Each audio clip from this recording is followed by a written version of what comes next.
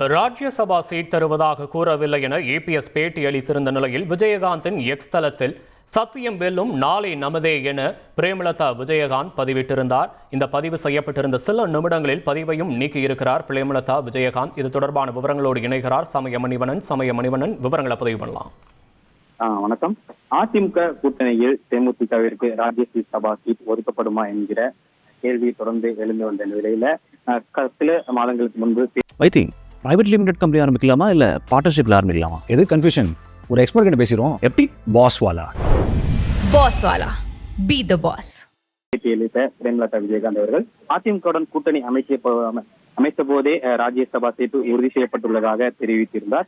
இந்நிலையில இன்றைய தினம் எதிர்கட்சி தலைவரான அதிமுக பொதுச் செயலரான எடப்பாடி பழனிசாமியிடம் இது குறித்து கேள்வி எழுப்பிய போது தேமுதிகவிற்கு மாநிலங்களவை சீட் வழங்குவதாக அதிமுக கூறியதா எனவும் யார் யாரோ சொல்வதை வைத்துக் கொள்ளலாம், எங்களிடம் கேட்காதீர்கள் என்கிற ஒரு பதிலையும் எதிர்கட்சி தலைவரான எடப்பாடி பழனிசாமி அவர்கள் தெரிவித்திருந்தார்.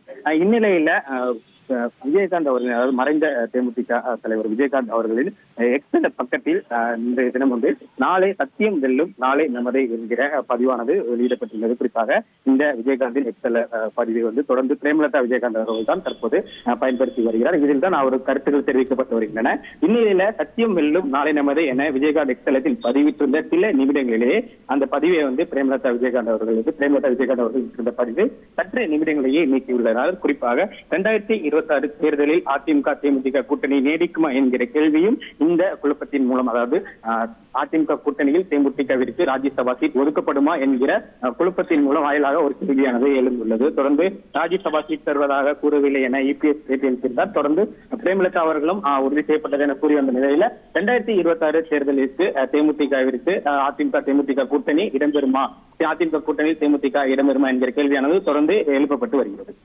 விவரங்களுக்கு நன்றி சமயமணி.